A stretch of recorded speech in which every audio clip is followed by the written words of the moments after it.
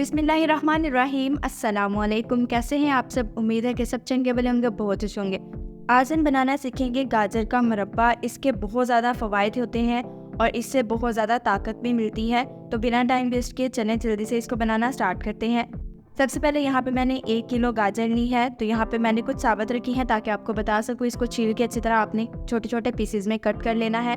जो पीछे वाला मोटा हिस्सा होगा आपने उसको 2 पीस में कट करना है इस तरह से, और जो आगे वाला बारीक हिस्सा होगा उसको आपने ऐसे ही रहने देना है।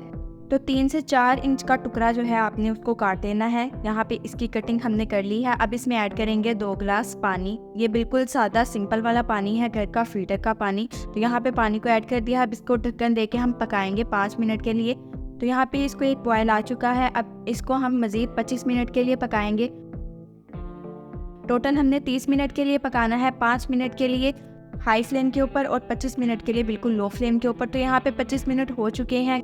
गाजर खाने के बहुत ज़्यादा फ़वाइद हैं। ये आंखों के लिए बहुत बेहतरीन है और ये खून को बनाने में बहुत अहम किरदार अदा करती हैं। गाजर यहाँ पे चंगी तरह से गल चुकी है और इसके अंदर जो पानी है इसको हमने नहीं वेस्ट करना है। इसको निकाल के साइड में रखेंगे और नेक्स्ट इसको यूज़ करेंगे।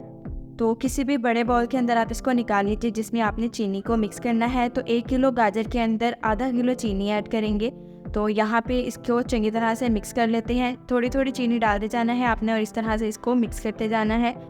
चीनी डालने के बाद या फिर पहले आप इसके ऊपर कट लगा लीजिए। कट आप किसी भी फोक की मदद से या फिर छुरी की मदद से लगा सकते हैं। चूँकि गाजर जो है वो गली हुई है, इजीली इसके ऊपर कट लग जाएंगे। तो यहाँ पे कट लग चुके हैं। अब हमने इसको फुल ठंडा करना है। तो 2 से 3 घंटे के लिए हम इसको इसी तरह से छोड़ देंगे।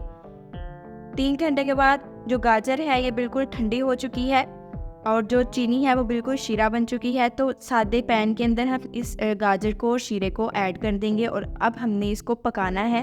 अब हम इसमें वो पानी ऐड करेंगे जो गाजर को बॉइलिंग के दौरान हमने निकाल के रख दिया था। इसके बाद इसमें 2 छोटी छोटी दालचीनी ऐड करेंगे और आधा चाय का चम्मच टाटरी ऐड करेंगे। टाटरी की जगह आप सिरका भी ऐड कर सकते हैं। ये स्टोर करने के लिए आपने ऐड करना है। उसके बाद 3 से 4 हरी इलायची ऐड करेंगे और इसको चंगी तरह से मिक्स करेंगे। अब हम इसको पकाएंगे यहाँ तक कि इसके अंदर एक तार बने। तो यहाँ पे इसकी बॉइलिंग जो है वो चंगी तरह से स्टार्ट हो चुकी है। तकरीबन इसको 10 से 12 मिनट लगेंगे मीडियम टू हाई फ्लेम के ऊपर पकने में, इसका शीरा पकने में।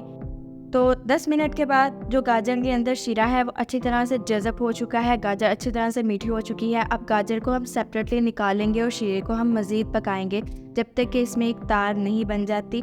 तो यहाँ पे गाजर को हमने निकाल लिया है। अब शीरे को पकाएंगे। तो मीडियम टू लो फ्लेम के ऊपर आपने इसको पकाना है। यहाँ पे देखिए इसमें अभी बिल्कुल भी तार नहीं बन रही क्योंकि इसमें अभी पानी मौजूद है गाजर का। 10 मिनट के बाद यहाँ पे देखिए हल्की सी इसमें तार जो है वो बन रही है। तो यहाँ पे अब इस पॉइंट पे आपने इसमें ऐड कर देनी है जो हमने गाजर निकाल के रखी हुई थी वो ऐड कर देनी है और इसको मज़ीद पका लेना है।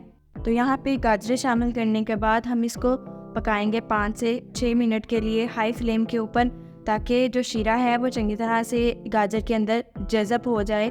तो यहाँ पे देखें इसमें एक बिल्कुल लंबी सी तार बन रही है। शीरा हमारा बिल्कुल रेडी है।